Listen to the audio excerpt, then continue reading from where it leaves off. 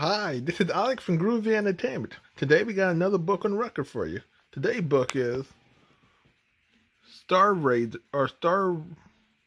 for 1982. So let's get started.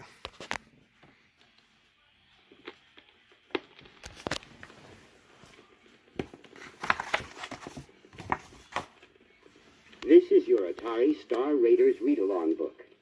Every time you hear this sound, it means it's time to turn the page. Now we are ready to begin. Open your book, and we will start the story. And remember, when you hear the sound, turn the page. It is always night on the dark side of the rogue planet Lyphoria. It is there that the barbaric Krylon crew sheltered their spidery spacecraft against the fierce winds of the outer sector. Over the communicators, evil Captain Futhark whined to them in the weird sing-song of their native world. "Revenge," he cried. "Revenge! We must have our revenge. We'll smash the Atari force in a sneak attack. They think they're safe in Delta Vector. To be sure, we shall deal with them most severely. Most severely."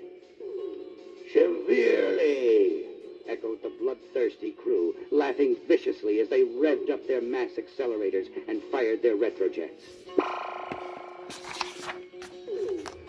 Meanwhile, 3,000 parsecs out in space, Martin Champion, mission commander of the Atari force, was conferencing with Lee-San O'Rourke, the chief security officer. They were standing in the command module of the starfighter Scanner 1. "Now that we have reached Delta, I can reveal to you the true purpose of our mission," said Martin. "You mean we're not surveying for magnetic monopoles?" asked Lee-San, brushing her long black hair away from her eyes. "No," replied the commander. "We are here to drive back those fiendish Krylons and defend the universe against the..."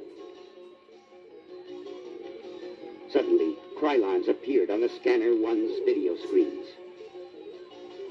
"Destroy the Earthlings!" screamed Futhark to his pilots.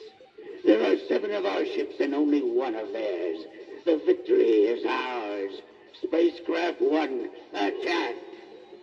Immediately, the Krylon ship let loose a barrage of photon torpedoes that soared through space in the direction of the starfighter. A torpedo narrowly missed Scanner 1. "Battle stations! Battle stations!" cried Champion. "We're outnumbered!" Lee-San yelled as she scrambled to her seat. "Stay away from the weapons," Champion commanded. "Ah, sure, 'tis a sorry disappointment," she said. "Veer 180 degrees to the Epsilon coordinate," he ordered. "It's getting a little hot around here." The mass accelerators roared as the starfighter made for the direction of the Krylon fleet. Within moments, Scanner 1 arrived at a position 2 degrees left of the attacking spacecraft. "Now I'll fire our torpedoes and give those Krylons a taste of their own medicine," said Champion. A direct hit. Krylon Spacecraft 1 was torn apart by the mutual repulsion of the atoms that constituted it. "Revenge! More revenge!" shrieked Futhark. "Spacecrafts 2 and 3, use your photon torpedoes!" "Put up the shields," Champion said to her, but was not in time to avoid the glancing blow that made Scanner 1 reel wildly off course.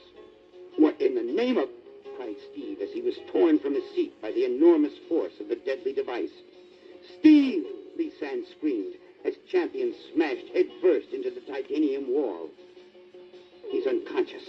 What am I going to do now? A Krylon cruiser is headed in our direction."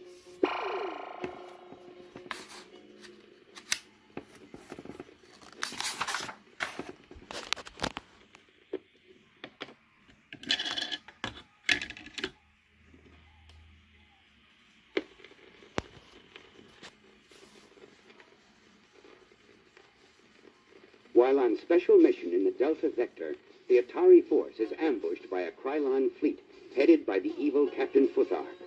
When Commander Champion is disabled, Lee-San O'Rourke suddenly finds herself in total control of a starfighter besieged and outnumbered by the enemy.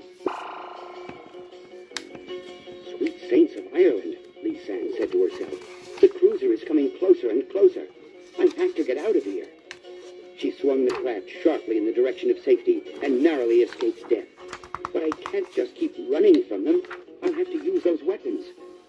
With skilled hands, she set in motion the photon torpedoes, and within moments, her video screen was livid with the sight of disintegrating enemy ships. But Lee-San didn't notice the 3 Krylon craft that had sneakily surrounded Scanner 1. By the time she realized how close they had come, she could see the murderous gleams in the eyes of their pilots. Now I'm in for it. They're going to blast us from here to Killarney. Flashes of multicolored lights streamed from the Krylons. They maneuvered even closer to the starfighter. There was no room for the Atari force to escape. But Lee-San refused to give up. She started shooting all her weapons at once as she deliberately spun the ship around. She wanted to make the starfighter a difficult target to hit. And then she saw 3 bursts of light. I got them! I got all 3 of them! Lee-San shouted joyfully. We're safe now! But Lee-San hadn't noticed the remaining ship, the most dangerous one, piloted by Futhark. I mustn't let the Atari force slip through my fingers this time, he said as he fired his remaining torpedoes at practically point-blank range. Scanner 1's red alert sounded as soon as the Krylon weapons appeared within striking distance. And I thought we were safe, Lee-San said aloud. What are we going to do now? Here, I'll help you, Martin Champion said as he regained consciousness. He pressed a button, and suddenly Scanner 1 was not where it was supposed to be. It was outside of Futhark's range. Thank God for the hyperwarp. You steer as I shoot, he said. Through the flashes of light and the debris of the Krylon fleet, Lee-San could see Futhark's ship spewing forth its deadly torpedoes. He was fighting brilliantly, but not brilliantly enough. For at that moment, a blast from Scanner 1 found its mark, and before the eyes of the Atari crew, the Krylon flight ship disappeared. Good work, Martin said to Lee-San as they headed their spacecraft homeward. When we return to base, I'm going to make sure that you get a big promotion. You've earned it. Thanks, Champion, but I couldn't have done it alone. Not for all the shamrocks in Dublin. If it wasn't for your help, we never would have made it. Champion replied, Why then, I'll have us both promoted.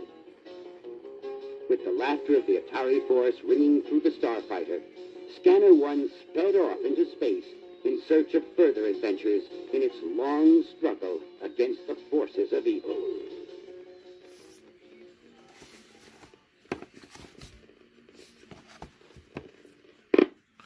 So that was Star Raiders from 1982. So please like, subscribe, share, and comment, and have a groovy day. And our next book will be